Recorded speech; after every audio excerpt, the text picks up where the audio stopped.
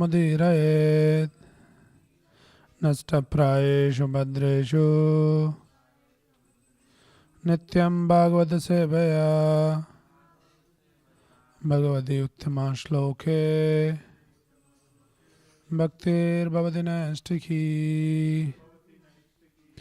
We are reading from Srimad Bhagavatam, Canto 1, Chapter 2, Text number 19. Tada rajastamo bhava kamalobha dayashe chedayate ranam vidham sthitam sattve prasidati.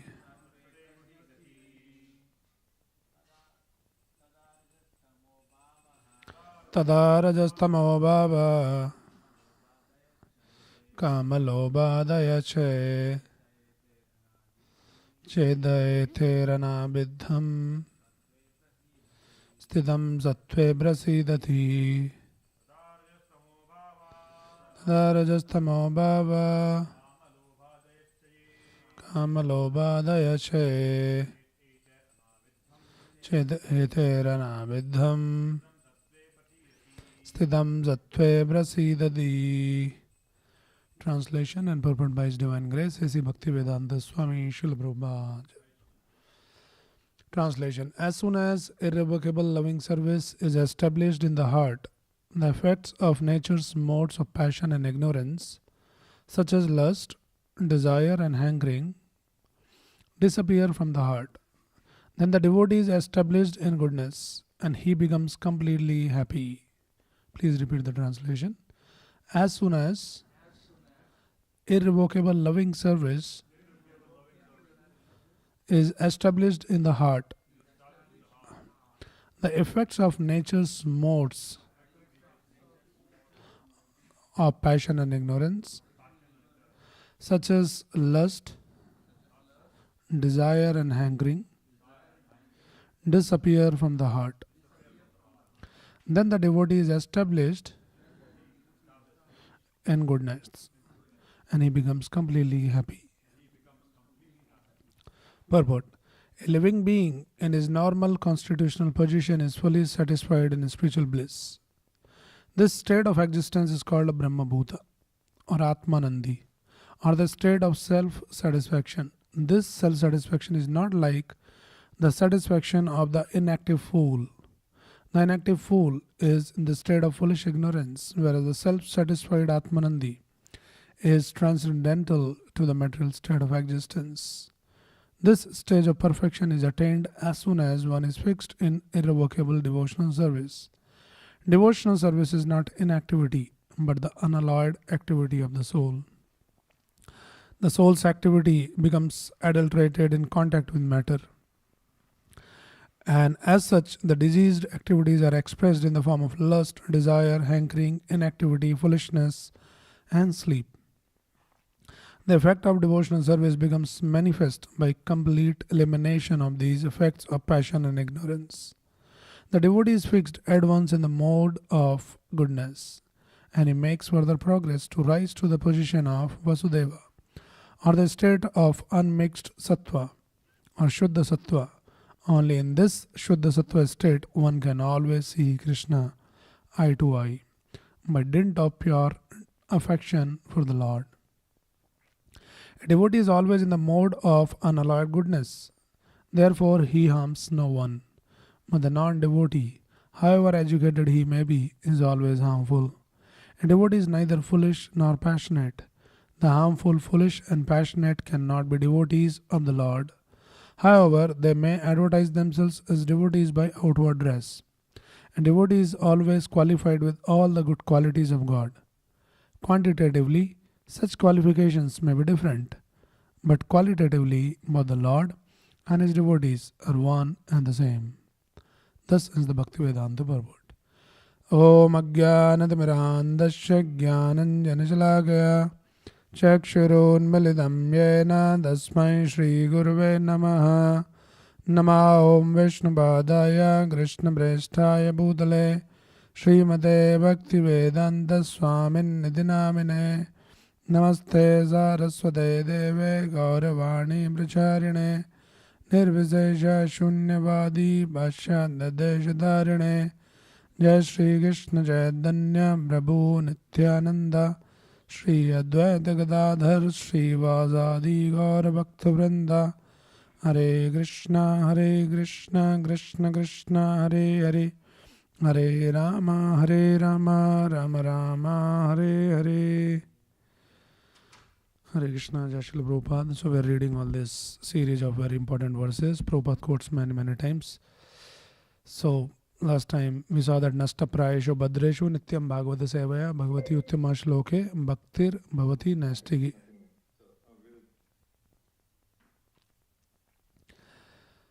So by this process of hearing about Krishna, Shranavatam Sukata Krishna, then all the abhadras, all the inauspicious things from the heart gets purified, and then Bhaktir Bhavati Nastigi. So Nastigi Bhakti, this irrevocable devotional service get established in the heart. So last time we closed our discussion by this question, Nasta Prayeshu Bhadreshu. All the Bhadra, they get destroyed. Prayeshu means almost destroyed, not like fully not destroyed. So what is the understanding? So understanding for this is, as Vishwanath Chakravarti Thakur explains, unless one reaches the stage of bhava, he is not free from all this influence of the modes also. But prayeshu bhadreshu nasta, almost it is destroyed, meaning there might be still the trace of modes of material nature, even in that platform also. But the point is, one is not influenced by them. So in that context it is said, it is nasta prayeshu bhadreshu. Nasta praya means almost destroyed, means it might be there, the desires may be there, the temptations may be there, but the devotee will not act on them. He will not influenced by them. And that is what has been explained in this verse. Chet eter anavidham. So the mind is not affected by all these things. Mind is not affected by what? Rajas tamo bhava, the influence of rajogun and tamogun. And what is the influence? What are the symptoms of rajogun and tamogun? Kama, lobha, dayache. In the mode of passion, there is a lot of lobha, a lot of greed, a lot of desires. And then in the mode of ignorance, this is kam, the lust. So one becomes free from the influence of this rajogun and tamogun, from this greed and the lust. So Prabhupada explains that most of the people in this world, they are acting under the influence of these two modes, either rajogun or tamogun. Major population is rajogun, but also many people are in tamogun. And there's a little funny story that how somebody acts in rajogun, as Krishna also explains in the Bhagavad Gita, the symptoms of rajogun is rajo ragatmakam viddhi trashna sang sam udbhavam ta nivdananti kaunteya karma sangena dehina. So what are the symptoms of this rajogun? It comes from ragatmakam viddhi trashna sang sam udbhavam. It is born of unlimited desires, trishna, unlimited desires and longings. So much of desires, hankering always, constantly asking more. So that is rajogun. Now there were these three friends, so bachelors. So one day they prepared a nice kheer, and very in the low flame, slowly it is getting thick and nicely, and all of that, and they're making it thicker and thicker, and like that it became almost like rabdi, and then when it was done, it came out very little, just one bowl, and the three friends, they were wondering like, who will eat now this? So a lot of discussion was going on that who should eat this. They couldn't come to any conclusion that who should eat. They thought, okay, let's sleep over it, and we'll decide tomorrow morning. So leave it like this. Tomorrow morning, we'll get up and we'll see that who should eat. Maybe by then we'll get some idea, some conclusive understanding that who should eat this. So next morning, they woke up and they got into the discussion. So they had to prove that, I'm the person who should be eating this. Like I'm so special. So they came up with all the ideas. So the first boy, he came. He says, you know what? When I slept yesterday, who came to my dream? Brahmaji came to my dream. And he took me to the Brahmalok and he gave me the tour to the Brahmalok and all that. So by saying that, he's saying that, I'm so special that Brahmaji personally came to my dream. And the second friend, he says, you know what? When I slept yesterday, Lord Shiva came to my dream. And he told me, let's go for a tour on Kailash. So he took me personally and he was giving me the tour. And like that. So he thought, I might feel a little special. The third friend, he says, when I slept, Hanumanji came in my dream. And when I saw Hanuman, he was very furious. He was showing me the punch like this. And when I saw, I said, what did I do? And then he said, you eat this kheer now only. So then I had to eat this kheer in the mid of the night only. Hanumanji came. So these two boys, they became a little upset. He said, hey, what is this? We decided already that you should eat in the morning. And if you're giving that Hanumanji came, you are showing me the punch and asked me to eat the kheer. At least you should have come and woke us up and then, asked us. He said, no, I came. You are in Brahmaloka and you are in Kailash. So I had to eat the entire bowl. I couldn't find you here. So anyway, it's a funny story, but this is what is the Rajogun. Rajogun means the desire to enjoy more and more. Like that. So how one becomes free from all this Rajogun and Tamagun has been given here. That when someone is established in this Bhaktir Bhavati Nastiki, then the influence of this Rajogun and Tamagun, which is Kam and Lobha, does not chet ether anabiddham. It does not pierce the heart. It does not influence the heart. And that person is stidam sattve prasidati. Then he gets situated completely on the mode of goodness. Right. So Prabhupada was explaining that in one place, that for a devotee even who's practicing, there might be still those desires, but they don't get influenced by all those desires. So basically, Prabhupada gives the example of, like, if somebody is trying to cross the ocean, he is in the boat. So when you are trying to cross the ocean on the boat, still there might be waves. And when waves comes, you have to feel the influence of the waves. But you are still in the boat. Though the waves are there, but you are not drowned by those waves. That is what the meaning of this Bhaktir Bhavati Nastiki.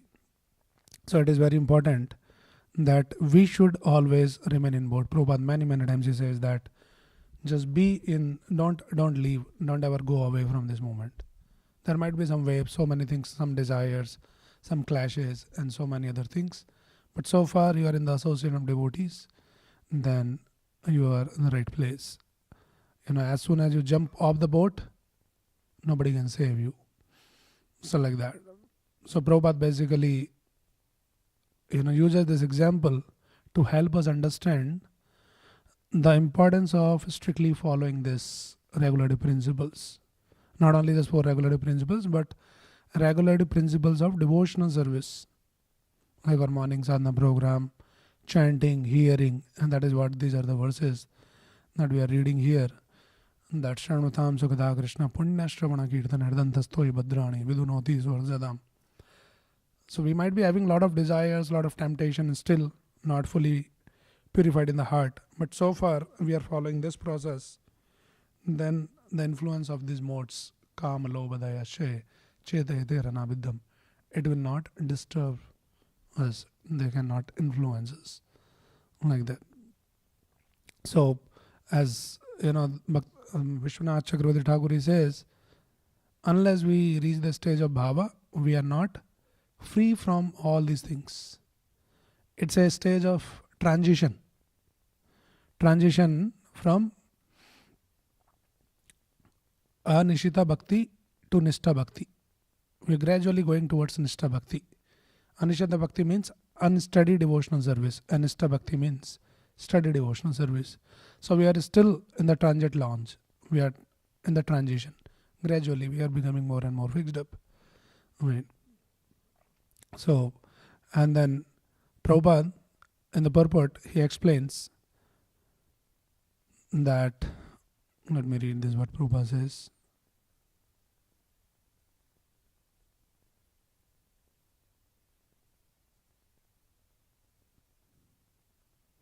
Yeah, this self-satisfaction is not like the satisfaction of the inactive fool. Now, this is also another important thing. So, Prabhupada explains, start the purport by saying that a living being in his normal constitutional position is fully satisfied. But this satisfaction can be found even in the people, those who are in ignorance, tamoguni people. They also seems like very satisfied. Like Rajoguni person is like always very active, very passionate. This Tamoguni person, he looks relaxed. I don't want anything. I'm happy. I'm satisfied. But Prabhupada is clarifying it here. This self-satisfaction is not like the satisfaction of the inactive fool. The inactive fool is in the state of foolish ignorance. So the ignorant people also might look like he is very, very satisfied. But it is not the same like the Atmanandis. They are satisfied. Prabhupada many times uses the story of Indra, who became the hog. Right. So then Brahmaji was coming and telling, hey, Indra, come back to the heaven. Who will take care? So Indra is saying, no, I don't want that heaven. I have no desire. I am happy here. I do take care of my wife, hog kids, like that. I am satisfied in my own ignorance. So this satisfaction also can be being inactive, can also be a satisfaction. But Prabhupada is clarifying, it is not the satisfaction of ignorant fool, which is like in ignorance. So it's not like that. So that is the symptom of, so when somebody rises above all this tamogun and rajogun, and then sthitam sattve prasidati, when one is situated in satogun, then he is very active, satogun, but he is active in light. He knows what should I do. And that is the symptoms of steadiness in devotional service. That there's no symptoms of the influence of the modes of nature.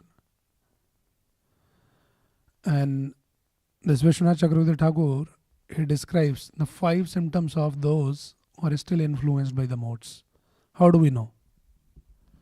Because sometimes we might feel like, it looks like I'm fixed up, everything is going great, I'm chanting, I'm reading, and everything is great.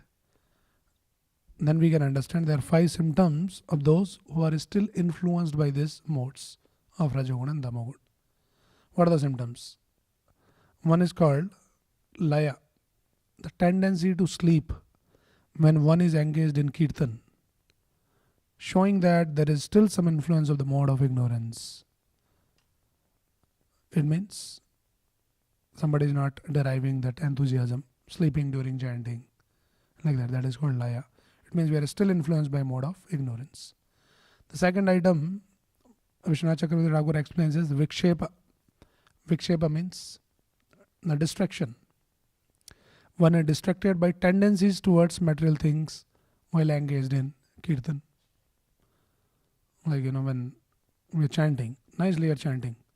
Suddenly something we remember or somebody comes and we get distracted very easily. We are not prioritizing it. This is called Vikshepa.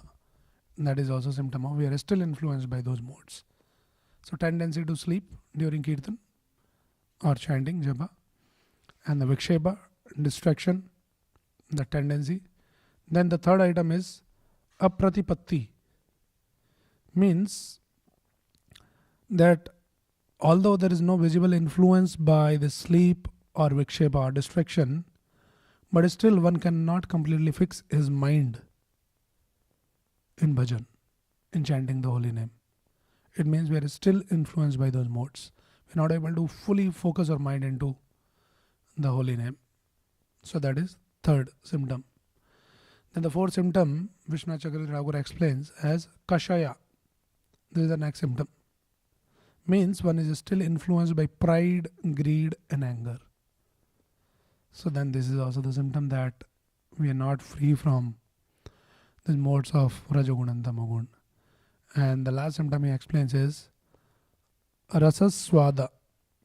The fifth symptom, which he explains, although one has all facility to be absorbed in Kirtan, whenever there is a proposal for some sense gratification, one gets distracted. We should understand by all those symptoms that we are not become free from the influence of this Rajogun and Tamogun. It means we are not hearing properly. So the process is very simple, that when we start hearing very attentively, all the unwanted things in the heart will be cleansed. Then sthitam sattve prasidati. Gradually, bhaktir bhavati nastiki will become fixed up in devotional service. When we are fixed up in devotional service, then all this rajastamo bhava, chetayate ranaviddham, they will not influence our heart. And then finally a devotee is situated in Sattvagun. So this is what is this verse is saying, that we have to come to the level of Sattvagun. If we are not on that level, then it is very difficult to practice Krishna consciousness in a, like we'll be very fickle minded. So now we can come to the platform of goodness. Prabhupada explains in the lecture how one can come to the mode of goodness. Prabhupada says one can attain that stage by training. Like by training, one uncultured, uneducated person can become civilized. Even by training, tiger can be controlled, like we see the tiger in the circus. So this training are of the two types. So one is the conventional training, which has been our scriptures recommending. Tapsa brahmacharyena samena cha damena cha tyagena satya sauchabhyam yamena niyamene ava. So this is one type of training where we perform the tapsa, tapasya, practice brahmacharya, samena, damena, like controlling the senses, tyagena, giving up, detachment, and yamena, niyamena, yam, niyam and all of that. So by gradual practice of all these things, gradually one will come to the level of Sattvagun. But Prabhupada explains our process is different. Our process is directly engaging in Bhakti Yoga. Prabhupada uses this example like enter into the elevator, press a button and directly go to the top floor. So this is our process. This is our process of training by engaging in the principles of Bhakti Yoga that Prabhupada has given us, daily sadhana program, chanting, reading, hearing and all of that. So everything begins with the hearing. And then by hearing, cleansing the heart, then studying devotional service, then surpass the modes of passion and ignorance, and then promoted to the goodness. And then one can be very happy. Sthitam sattve prasidati. That is when one experiences the real happiness. And then at that stage, there is no hankering, no lamentation. Brahma Bhuta Prasannatma, na sochadi, na kangshadi. There is no desires and there is no fear of losing anything. So one has to come to that level. Like Prahlad Maharaj, Prabhupada gives the example of Prahlad Maharaj. That Prahlad Maharaj, though he was born from the body of a demon, his father, Hiranyakashipu, was a demon, passion and ignorance. But Prahlad Maharaj completely absorbed himself in the devotional service, engaged fully himself in the devotional service, so that influence of born from the ignorance and the passion is not there in the Prahlad Maharaj. So we might have born and raised in certain conditions, but as soon as we start engaging ourselves in devotional service sincerely, then all this tada rajastamo bhava kamalova dayache, the influence of all these modes will be removed. We become completely spiritualized. Example is given. Prabhupada says, like you put the iron rod into the fire, with a constant touch with the fire, the iron rod turn into the fire. So this is what is the explanation that Prabhupada gives, and that Prabhupada says it's not the satisfaction of the inactive fool. This stage of perfection is attained as soon as one is fixed in irrevocable devotional service. And then Prabhupada, another important thing, says devotional service is not inactivity, but the unalloyed activity of the soul. So this is another misconception. People think that if we become too much, start practicing Krishna consciousness, then probably we have to become inactive. We cannot do this, we cannot do that. But Prabhupada clarifies it is not inactivity, it is unalloyed activity of the soul. Actually, devotee is more engaged, devotee is more ambitious, but it is unalloyed activity, pure activity, only in connection with Krishna, for the satisfaction of Krishna. Devotee is fixed at once in the mode of goodness, and he makes further progress to rise to the position of Vasudeva. So even the Satoguna is also not something that one should remain stuck, but gradually one should progress to come to the level of Shuddha Sattva. And then Prabhupada says, at that stage, one can always see Krishna eye to eye by dint of pure affection for the Lord. So the pure devotee is always on the Shuddha Sattva stage. They always 24/7 sees Krishna everywhere. Stavara Jangama dekhe na dekhe Tara Murti. So wherever they see, whatever they see Krishna Spurti. So this is the Shuddha Sattva stage. One has to reach that level. So devotee is always in the mode of unalloyed goodness. Therefore, he harms no one. But the non-devotee, however educated he may be, is always harmful. So Prabhupada gives another example here. That how these non-devotees, they might be all highly intellectual people, highly educated, but they are still harmful. Prabhupada gives the example of the snake. If you see the snake, some snakes, they are very special. They have some kind of a jewel on their hoods, that money. It's a very special snake. But Prabhupada says that the snake with the jewel on the hood is also poisonous snake only. Equally harmful, equally poisonous. Just because he has some jewel on the hood, that poisonous effect doesn't go. So in the same way, all these materialistic people, just because they have big degrees or they're highly educated, they're always harmful. But devotee is always. So how these people are harmful, non-devotees? What harm they are doing? Yes, they create newer and newer ideas and all these innovations and creativity for sense gratification. That is how their all intelligence, all their education is used for that, which is basically distracting the mind of an individual from the real purpose of life. That is the harm. They might not be harming like physically attacking or abusing someone, but their actions are like harmful. Any activity which is not helping us to get closer to Krishna is harmful only. So materially speaking, it might be all good activity, helping others, some social services, some innovation and all of that.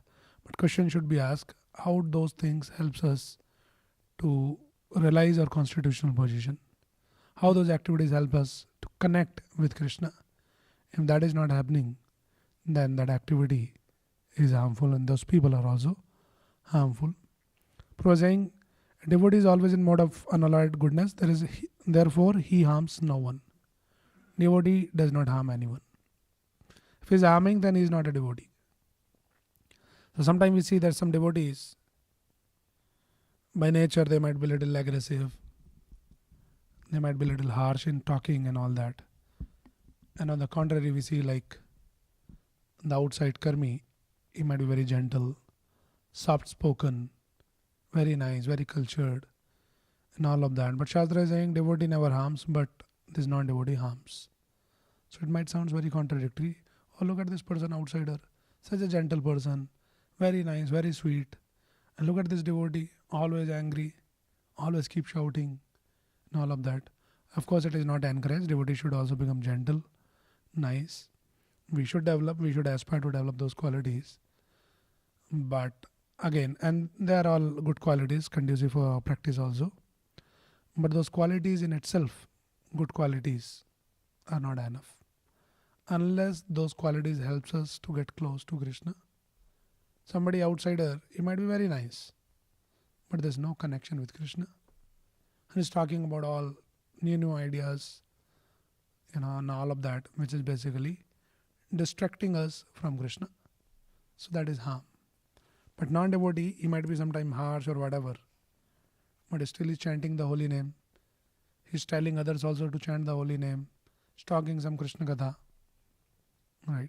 So that will benefit anyone who comes in touch. So like that. So these are some of the points that Prabhupada writes here. And then finally Prabhupada says, a devotee is always qualified with all the good qualities of God. Quantitatively, such qualification may be different, but qualitatively, both the Lord and His devotees are one and the same. So we reach that stage. So as we discussed, we are in a stage of transition.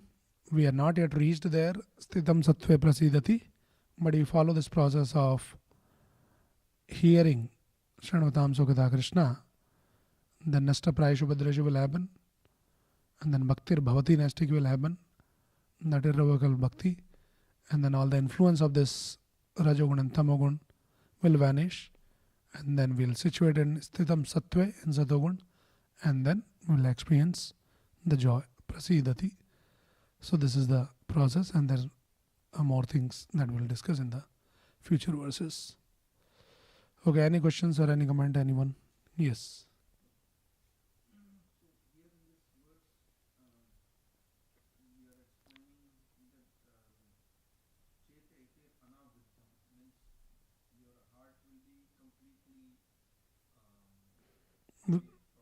Yeah, it will not be affected. Anavidya means without being affected.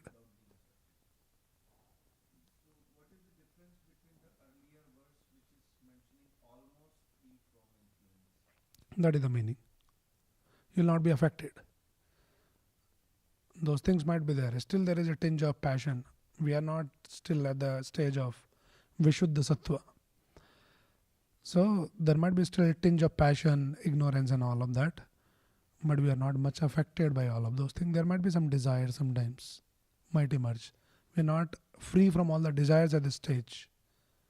So desire might be there, but you don't act on those desires. There might be sometimes laziness. Okay, let me just miss Mangalarati. Your mind might say, because of influence of ignorance. But then you don't get influenced by that. No, I have to go. A regulated devotional service, like that. For a pure devotee, there is no thought like, oh, today shall I miss Mangalarati? Or shall I get distracted in my japa? That the thought is not possible in a stage of Shuddha Sattva, pure devotee, when somebody is completely free from all that. But when Nasta Prayeshu Bhadreshu, we are almost free in the sense, if those things, those ideas also comes, we say, no, I don't want to execute this idea. So we are not free from the influence itself, that effect, the mode itself, but we are not influenced by that to the degree that we are fixed up in devotional service. If we are not fixed up, mind in the morning, 4 o'clock will give you idea, today I am tired, today I am sick, my throat is not good, I got cold. Okay, one day, skip Mangalarati, skip the sadhana, like that. And to the degree we become fixed up, those thoughts might come, but we'll say no, like that. And that answers your question?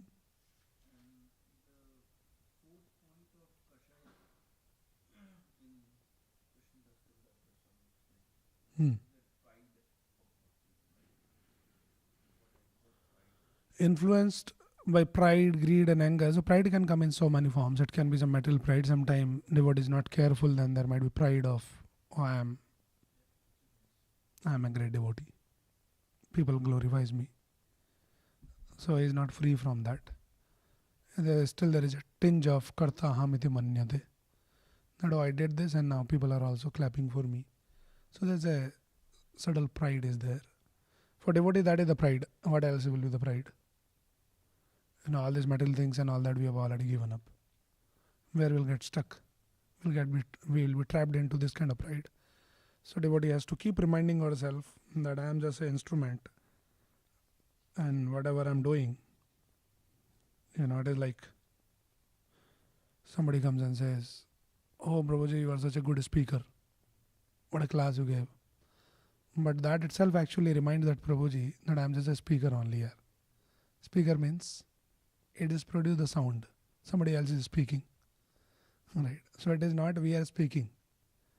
It is Prabhupada's Vani, Prabhupada's grace, and then Paramatma sitting in the heart, who was giving some thoughts and that ideas at the time that we are able to speak like that.